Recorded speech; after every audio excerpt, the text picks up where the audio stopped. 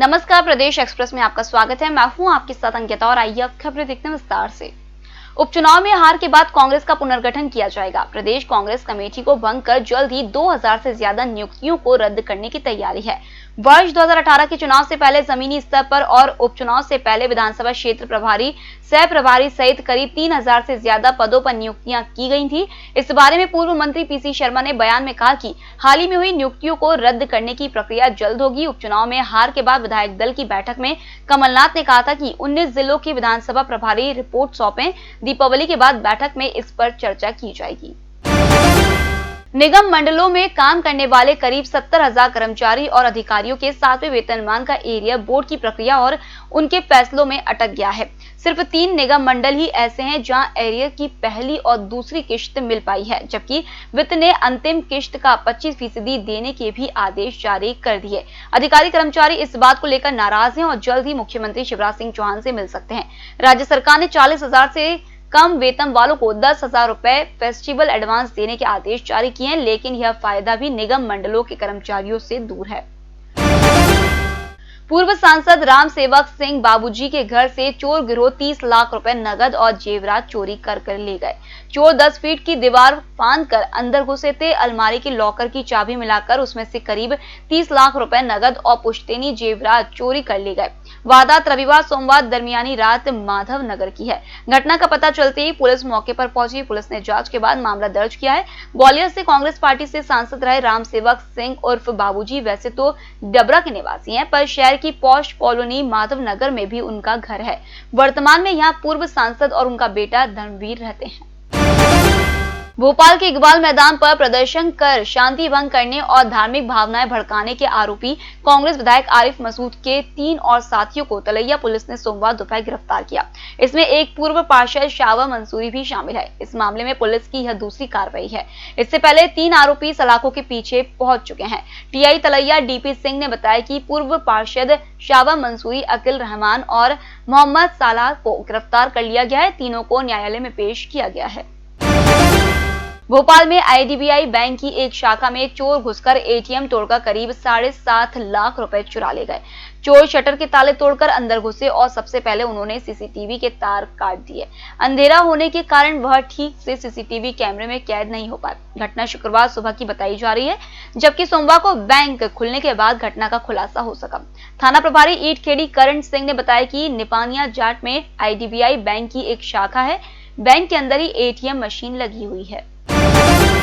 मध्य प्रदेश के सबसे बड़े सरकारी अस्पताल महाराज यशवंत राव होलकर अस्पताल में रविवार शाम को एक दिन का बच्चा चोरी होने का मामला सामने आया है। एक महिला नर्स बनकर आई और बच्चे की नानी के साथ वार्ड से बच्चे को बाहर ले आई।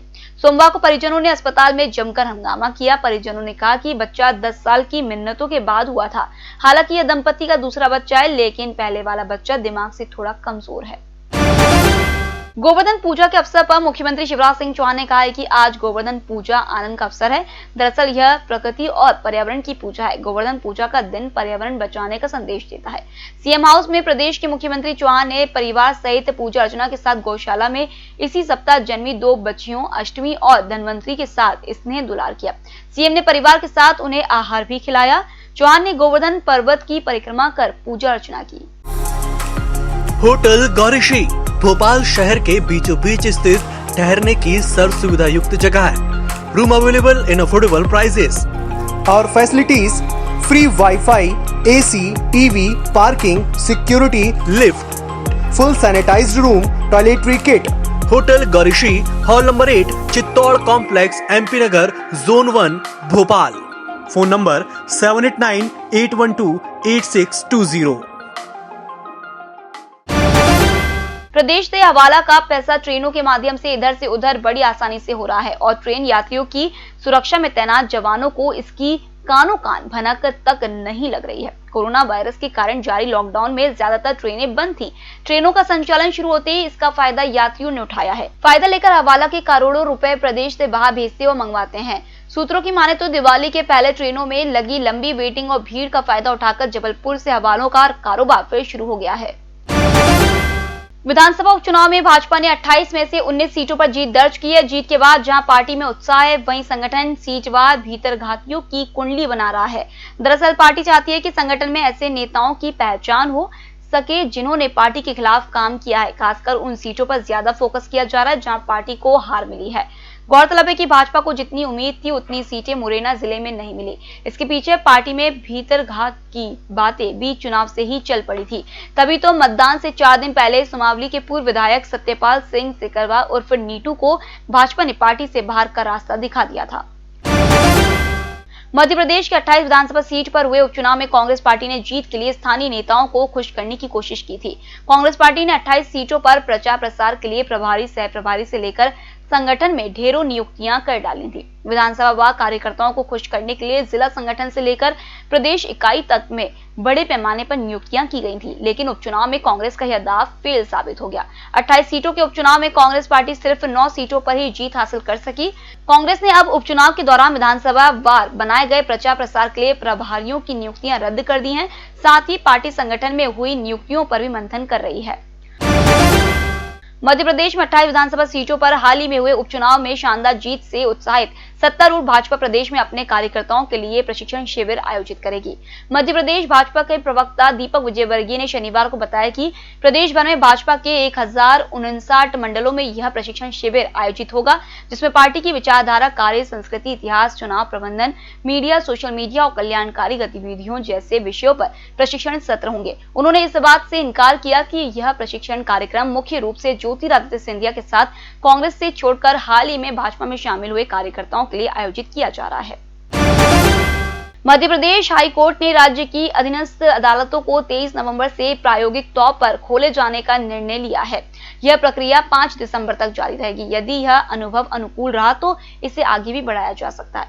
मध्य प्रदेश हाई कोर्ट के कार्यवाहक मुख्य न्यायाधीश संजय यादव के आदेश पर रजिस्ट्रार जनरल राजेंद्र कुमार वानी ने यह परिपत्र जारी किया। आदेश के तहत रिमांड, जमानत, सिविल व क्रिमिनल अपील व रिवीजन, 5 साल पुराने क्रिमिनल मामले, एक्सीडेंट क्लेम, सीआरपीसी की धारा 125 से 128 तक से संबंधित मामले, हाई कोर्ट द्वारा निर्धारित समय सीमा के मामले, त्वरित कार्रवाई योग्य मामले वरीयता क्रम में सुने जाएंगे।